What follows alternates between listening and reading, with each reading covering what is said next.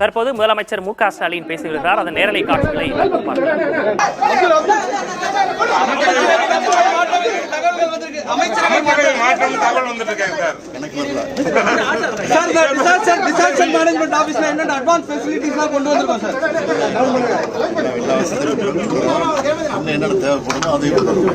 பேரிடர் காலங்களில் மக்களுக்கு இன்னும் பேருதவியா இருக்குமா சார் இந்த மாதிரியான மையங்கள்? அதுக்காக தான் எதிர்பார்த்திருக்கோம். இப்ப இது மாதிரி நம்ம தமிழகத்தில் மற்ற இடங்கள்ல குறிப்பா 4 இடம் கோயம்புத்தூர், திருச்சி இந்த மாதிரி இடங்கள்ல ஏதாவது ஐடியா இருக்காது? படிப்படியா பண்ணலாம்னு இருக்கோம். இந்த நாணய வெளியீட்டு விழா தமிழ்நாடு அரசுடைய விழா தான் அப்படின்னு மத்திய அமைச்சர் எல்முருகன் சொல்றாரு. நீங்க அந்த விழா மத்திய அரசு விழான்னு சொல்லியிருந்தீங்க. மத்திய அரசுடைய விழா நீங்க சொல்லிருந்தீங்க நாணய வெளியீட்டு விழாவை.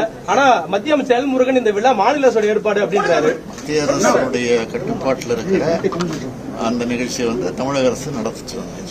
சார், இந்த அமெரிக்க பயணத்துல என்னென்ன முக்கியத்துவங்கள் இருக்கும் சார்? அங்க இருக்க தமிழ் தொழிலதிபர்களை சந்திக்க திட்டம் இருக்கா சார்? இன்னும் மீட்டிங் இருக்கு, எல்லாரையும் பாக்குறோம். பார்த்துட்டு என்ன ரிசல்ட் உங்களுக்கு கூப்பிட்டு நிச்சயமா சொல்றோம். நன்றி. பேரிடர் மேலாண்மை கட்டடத்தை திறந்து வைத்த பின் செய்தியாளர்களை முதலமைச்சர் மு க ஸ்டாலின் சந்தித்திருக்கிறார். அதில் நாணய வெளியீட்டு விழா மத்திய அரசால் நடத்தப்பட்டது குறித்து கேள்வி எழுப்பப்பட்டது. எல்முருகன் தெரிவித்திருந்த நிலையில் கேள்வி எழுப்பப்பட்டது. அதற்கு முதலமைச்சர் மு க ஸ்டாலின் பதிலளித்திருக்கிறார்.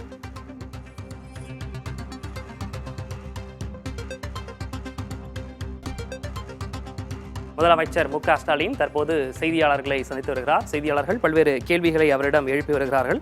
அது தொடர்பாக அவர் பேசி வருகிறார்.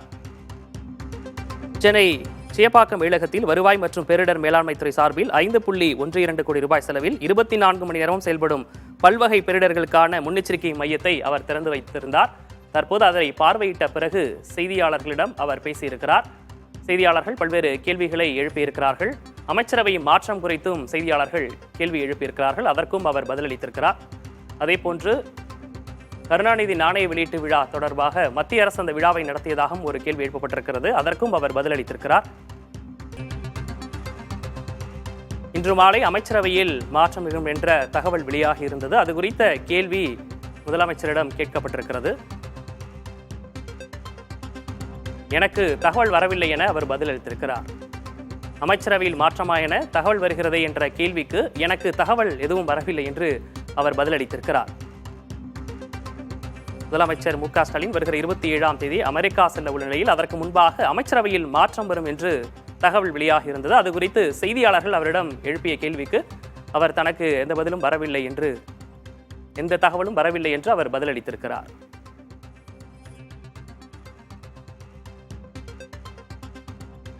முக்கிய இலாக்காக்கள் அமைச்சர்கள் இன்று மாற்றப்படலாம், அமைச்சரவையில் மாற்றம் இருக்கக்கூடும் என்று தகவல் வெளியாகி இருந்தது.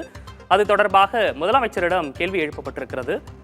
அதற்கு அந்த கேள்விக்கு எனக்கு தகவல் எதுவும் வரவில்லை என்று அவர் பதிலளித்திருக்கிறார்.